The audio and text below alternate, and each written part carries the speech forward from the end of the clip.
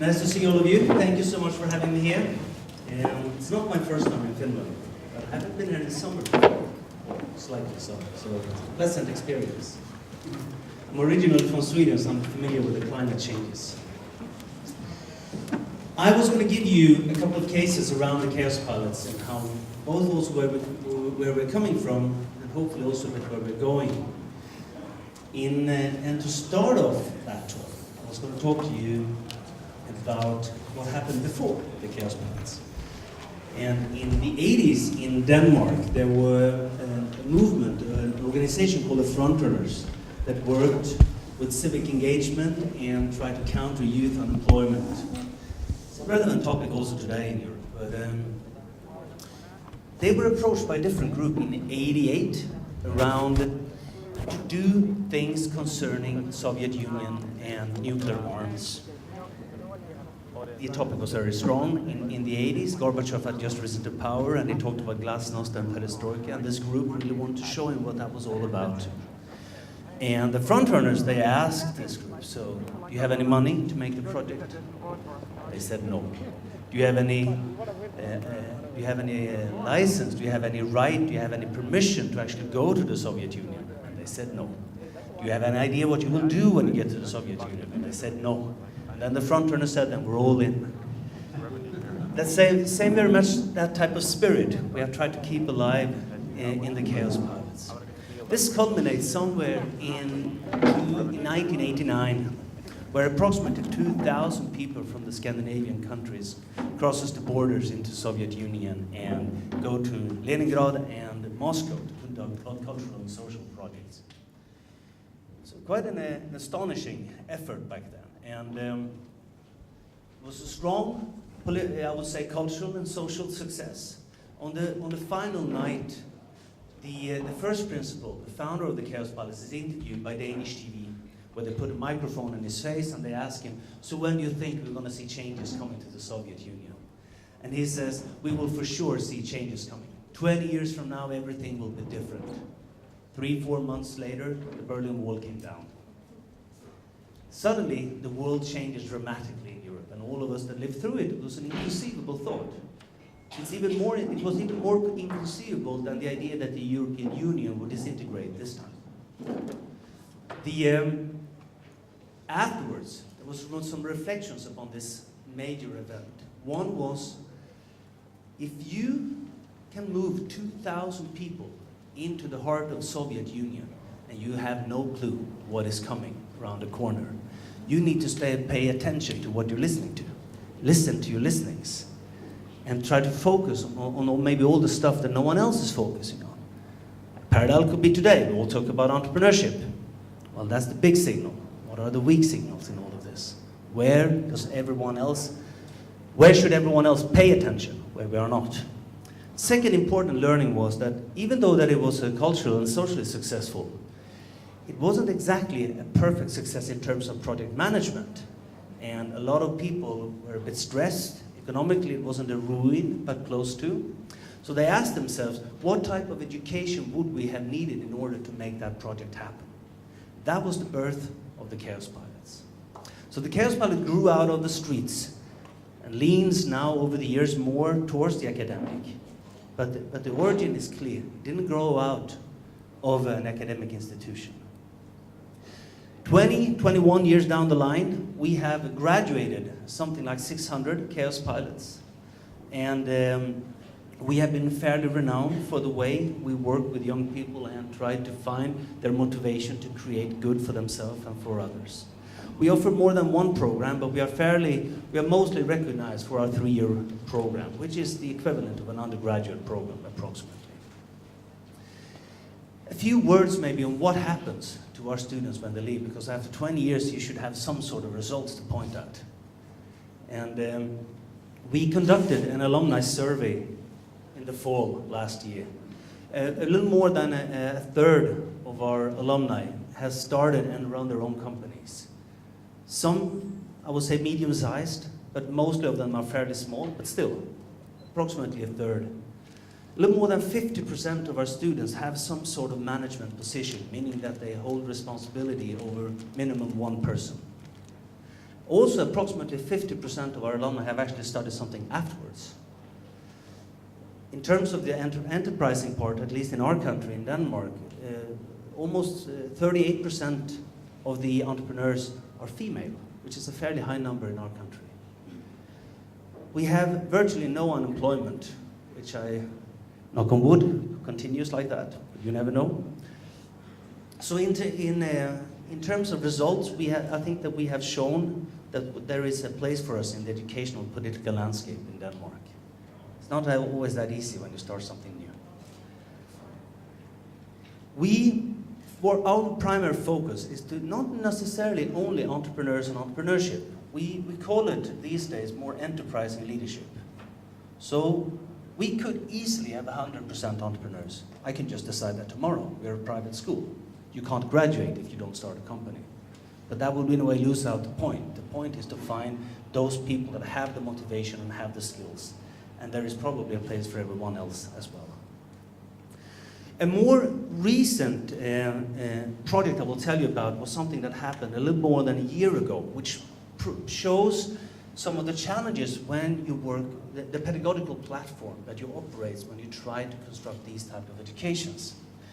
So every project that we do at the Chaos Pilot has a client, or you as a student create your own project and you find clients and stakeholders, meaning there are no what we call desktop projects. There are no real textbooks where there is an answer at the end. This creates also a lot of confusion. It's not that easy as it sounds. So approximately a year ago, our first year students were supposed in small groups to conduct one of their first bigger client assignments. And one of these groups decided to work with a European clothing company, a fairly big European company. I think they have 500 stores or something like that. And they were supposed to do some sort of marketing and branding campaign. The whole issue quickly dawned on our students because it sounded great. It wasn't that easy. Just to come down to the headquarters with a couple of hundred employees to figure out what is our place, who do we respond to, what can we do and what can't we do.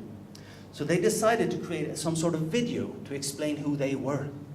And they used a theme from an American sitcom in the 80s and really constructed just a movie out of that to present themselves.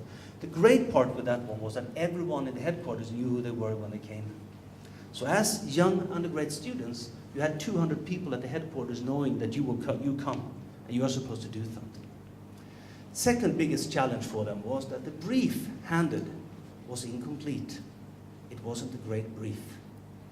And this is quite struggling for young students. When you're handed a brief, you're supposed to do something, and it in a way does not stipulate what really needs to happen. Same time, they took no account of the learning objectives that we as a school had provided to the students.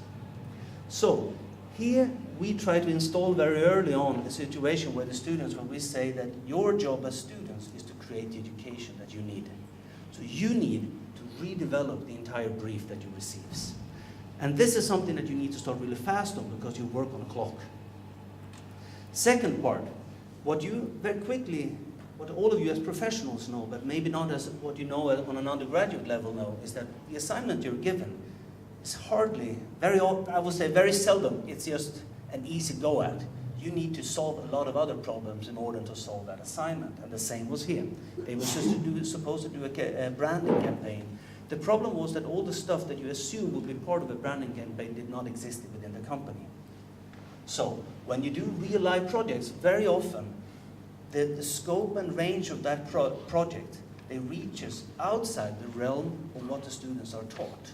So how do you manage that friction, that process that happens?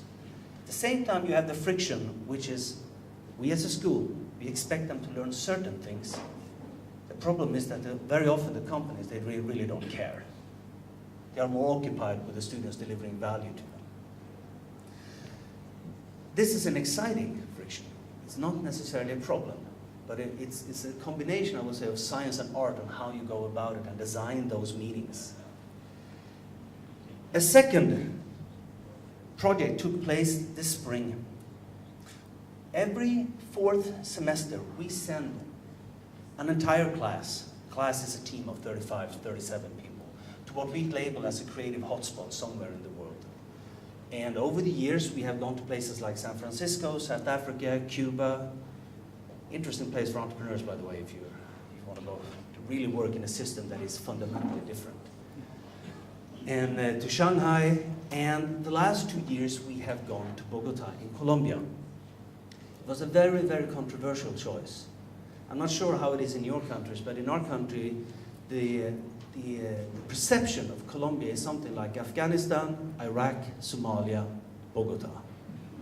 You send 35 students there, so you have a number of phone calls from parents, spouses, relatives, and other concerned people. This year, what they experienced as a different from the first year was that some of the, the atmosphere in the city had changed a little. It actually deteriorated. The belief in the future was lower than a year ago.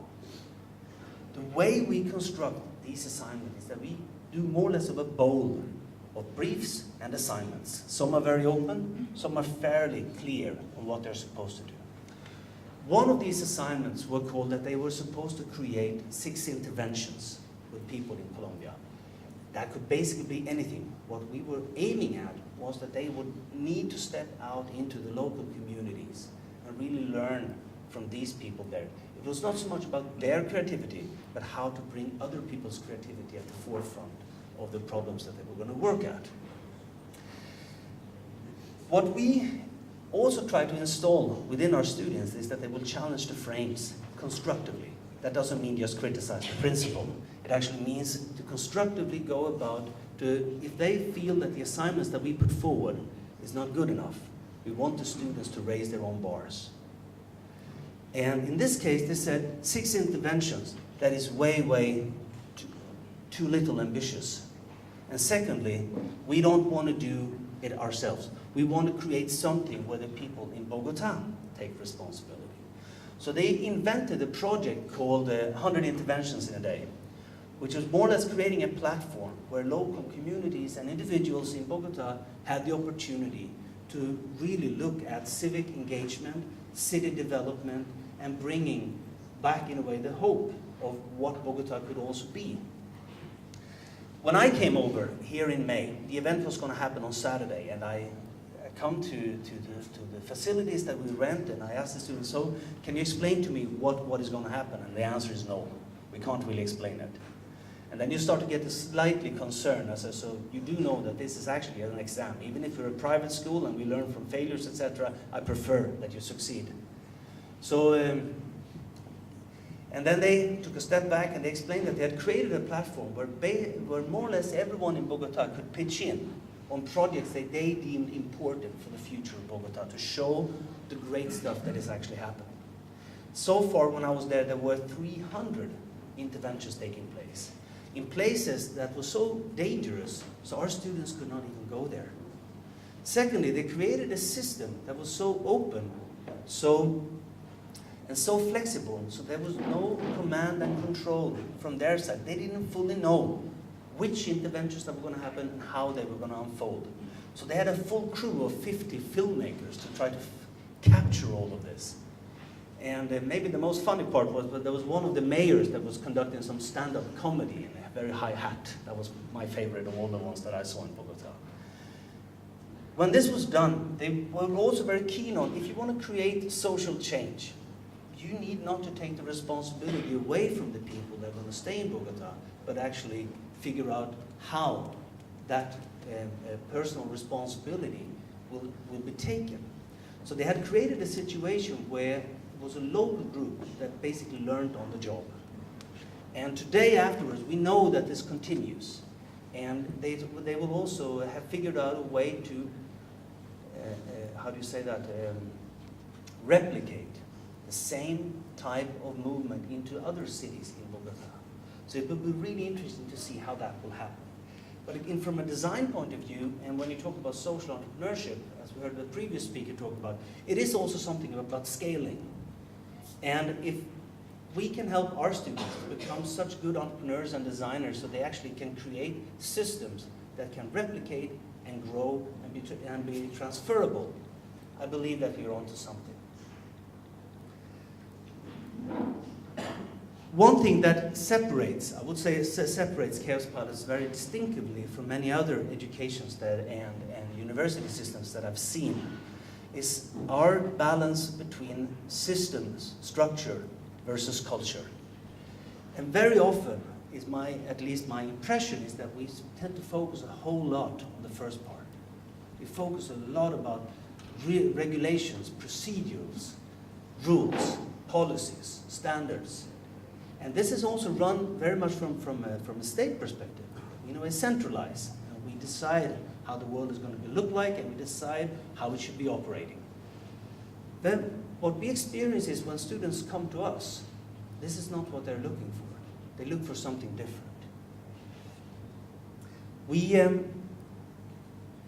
The students' background when they come to us is a variety. We normally don't accept students below 21, and they need to be able to communicate in English.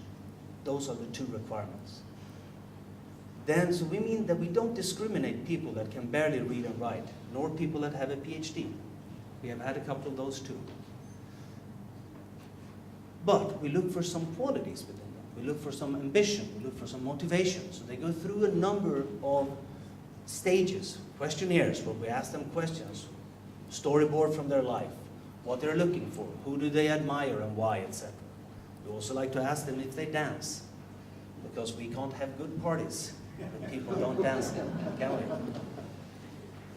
If you pass that test, and there is a number of criteria, but ultimately it comes down to this. Also, I should tell you that the ones that are reading the applications is both staff and students. And when the students ask me, what should we look for?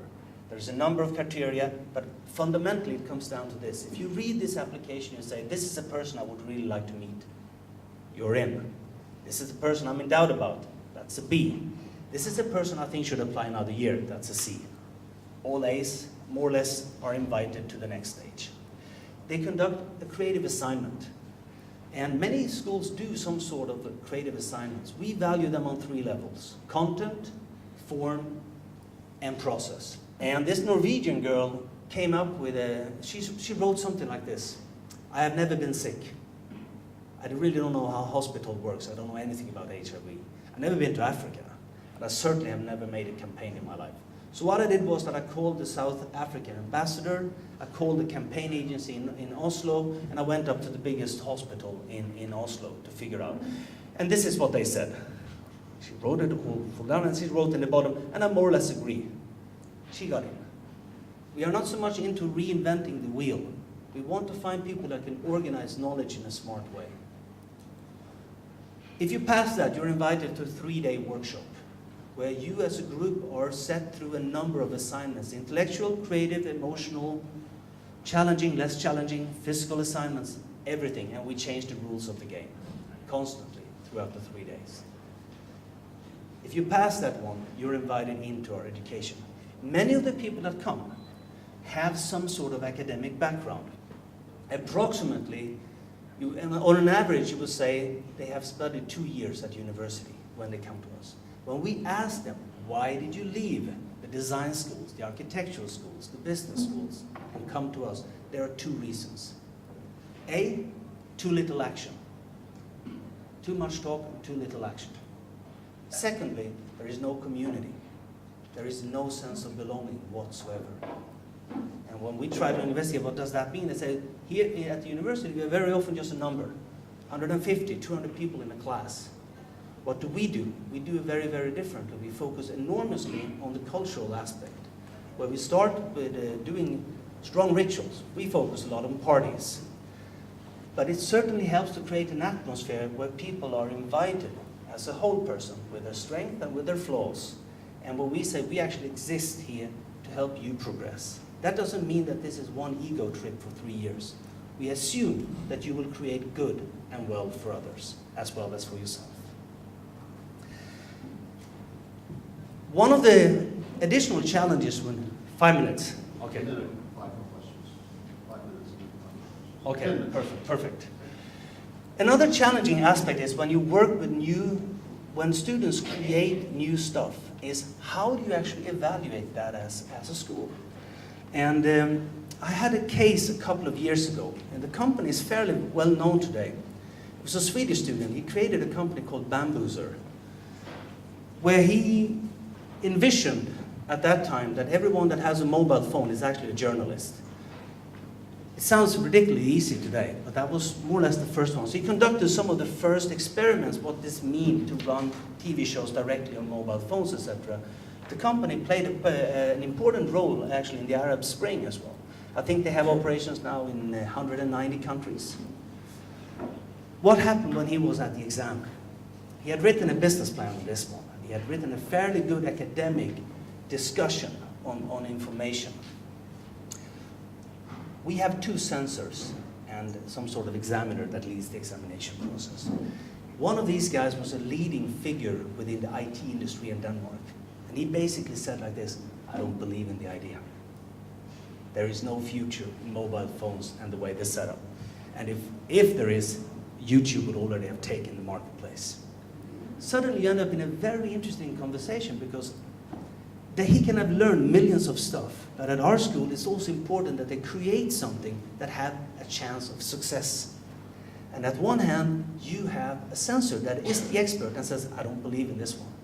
We had a similar case 12 years ago when one of our students created one of the first, it was an IT ideal as well, that was founded on the premise, collective purchasing power over the internet will play an important role in the future. Same thing. The censor said, no, it will never happen. So that student, he didn't flunk, but it was damn close. A couple of years later, I think everyone agrees that the censor was wrong and the student was right. This year, the student got a good grade, good feedback. But I will always remember it because it shows the challenge of how do you evaluate projects that are truly novel. Because we don't have the tools for it. We don't know. We can look at the process, we can look at the methodology, we can look at a million stuff, how well they have written a business plan, but ultimately it is about how well will it succeed. The last question, the last story, which relates very much into how do we view leadership, and that actually I think also goes for entrepreneurs and cultures and school. And it's a story that some of you might have heard, but it's a favorite. I'm very occupied with music. And as you might know, there were at least 2 great bands of the 60s. You had Beatles, that everyone loved, sold millions of records. And you had the Velvet Underground, that probably sold something like 5,000 records of their first issue, right? As Brian Eno pointed out in the 70s, the major difference is that everyone that bought a Velvet Underground started a band. That's 5,000 new bands. And what I think that we will experience as schools is, can we install a culture where we create entrepreneurs that create more entrepreneurs? Can we install a culture where we create a sense of leadership that actually allows for others to be great leaders? So, come and visit. We are just across the water. Thank you.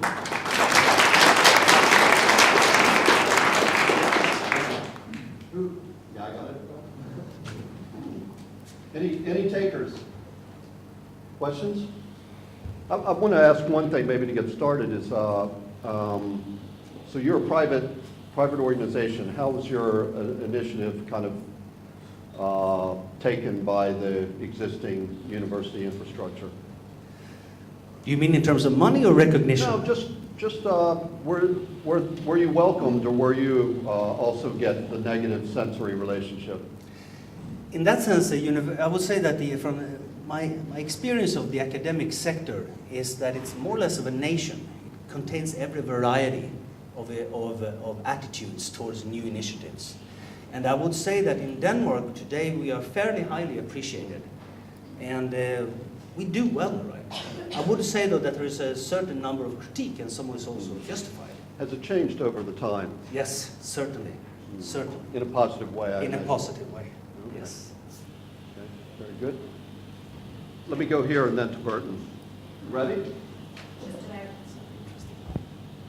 Yes. Voila. Hi. Hi.